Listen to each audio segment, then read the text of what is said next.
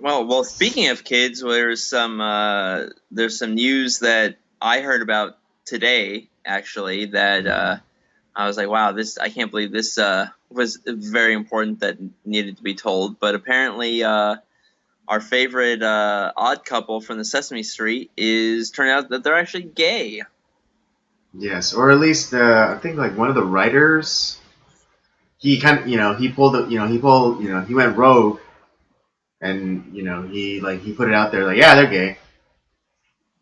But I think like a producer or something or someone on the official Sesame Street Twitter account, put out that that they're not gay, that they're puppets who emulate human males, and the purpose for Bert and Ernie was to show that because Bert and Ernie, their personalities are so different. Bert is Bert is the straight man, and Ernie is the wild card. And it was to demonstrate to children that even though people are different and have different personalities, you can still get along with them. You can still be friends with them. And I think in this current political climate, I think that's a message that we all need to. It's a lesson that we all need to hear again. Something that I found. It was always kind of the running gag that they were gay. I remember Family Guy had a really great bit with that I laughed at. I thought it was right. It was it was like one of the earlier episodes of Family Guy, and I think what was it? I think Peter. Like something happened with the TV where he couldn't watch TV, and so no, wait, it was. I remember, and the bit that I remember on that, I don't know if there was another one. There probably was, but they were watching TV, and like it's kind of you're watching a show that's watching a show, and it was Homicide: Life on Sesame Street. Right. No, that's the one I'm remembering too. And brought to you by the letter M. Yeah, and I think all these shows running together, becoming the same show, and then it's like Bert Bert is woken up by a phone call, and then I guess he's supposed to be this gritty, gristled police officer. Who works homicide, and then he gets a call about a murder, and so he gets up. He puts on you see a little bit of Bert's ass, and then he puts on pants, and then he takes a swig of whiskey out of the bottle, and then all of a sudden you hear Ernie's voice, and then you see Ernie in the bed, and then he's kind of nagging Bert about. I wish you wouldn't drink so much, Bert. Right. Yeah. He's like, I wish you wouldn't leave so many damn crumbs in the bed. Yeah. They're having a lover spat, and then and then Ernie's like, I wish you wouldn't. It's like I wish you wouldn't yell so much, and then it's kind of the wop wop music that usually accompanies when Bert is made the butt of a joke. Yeah. And so. Now, see, for me, that's funny because Family Guy is an adult program, so for them to kind of poke fun at that I find that funny.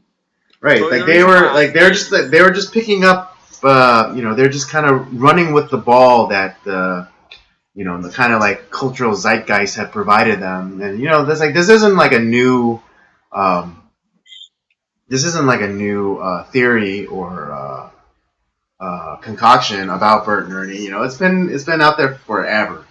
Yeah. And so Family Guy taking that and adapting it, making it a little bit more for adults. Kind of doing a wink and a nudge. He's like, hey, older folks, remember? What they say about Bert and Ernie?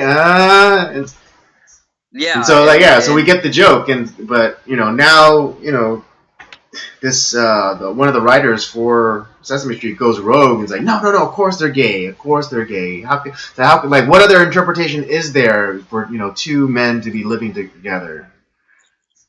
So the reason why I find that very why this to me is a little bit disturbing is, for if now Sesame Street was like an adult show, I could give two craps if they were gay, big deal.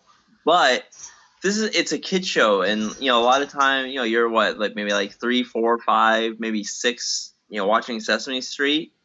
They don't need to know about what gay or straight is. They should just be able to watch a show and learn about, like you said, two people who are different. That Bert likes things this way, Ernie likes things this way, and they're very different. Yet at the same time, they get along. That was always kind of the message between with Bert and Ernie's characters, and to kind of sexualize their interaction. Like, kids don't need to know about that stuff. That I don't understand why we need to kind of make everything like that. Kids don't need to know anything about anything like that, and that to me is what I find disturbing. Yeah, I mean, and it kind of there's these kids are just figuring out how just figuring out their belly buttons. Why do you need to throw in another, like, this really complicated puzzle, because sexuality is a very complicated thing, and kids, why needlessly throw them a curveball when they're not ready. Right now, I mean, perfect analogy, like, they're not major league ball players. So, like, if you throw a curveball at a major league ball player, they'll know how to respond, like, whether to try to swing or not to swing, or try to bunt it or whatever. Right. But you have a kid, like a kid who plays t-ball, and you try to throw him a curveball, you just don't know. He's not going to know how to respond. Like, the capacity is not there for that child to understand what homosexuality is, let alone heterosexuality. Yeah, and that's what I find. That's just kind of what I find disturbing is, a lot of kids, even up to even at like the teenage level, the world is still a very black and white place. They might understand, be able to understand certain things and start to formulate their own ideas, but the world is very black and white. And when you get to even like that level of to like the 3 to 6-year-old level, I mean, the world is such they're still discovering themselves, the world, and like the things around them. And that's not even on their radar. They don't understand that stuff. And to have that kind of forced upon them, I think, is a really horrific thing. Yeah, it's completely needless. I mean, they're just figuring out the alphabet, or how to use the toilet. But now you're trying to introduce, like, this really complicated element of humanity at a time that they're completely not ready to handle. And who knows, like, what effects it might rot. Yeah. Well, I mean, there's a lot of weird stuff going on with young kids, and we had a few weeks ago we had we were talking about a lot of the pedophilia that's going around, and how bad that is. And I'm not saying that homosexual guys or whatever are pedophiles or Right. anything Yeah. like We're not that. But we're the not fact that linking we're not linking homosexuality with pedophilia. right, which I think they should be running as far away from as Right. I know. possible. Yeah. Like the gay lobby. They should outright disavow. Yeah, Anyone who but says like, "Oh, pedophilia is a sexual orientation, it's a choice," is like, get out. yeah, yeah. But no, what my worry is that we're trying to instill this sexuality on kids and like, hey, kind of almost like force it into their mind, and then in a lot of ways it just confuses them, and I don't know. I find it all very disturbing. I mean, to that point, um, those two boys who were like, who were being used as props to further like drag queen culture. Oh yeah, the drag queen juniors. Yeah, like Oh like this kid Desmond and the other one that goes by Lactatia. God. It's if there's Those parents should be drugged in the middle of the street and shot for child abuse. Yeah, I mean, kids, they don't make the best decisions. If it was up to a child, they'd have nothing but ice cream every day for every meal. Yeah, and it's it's your job as a parent to kind of to guide them, and make the calls for them until that they themselves are mentally and mentally mature enough to make their own calls. I mean, but right now, like they're pushing this this drag queen kind of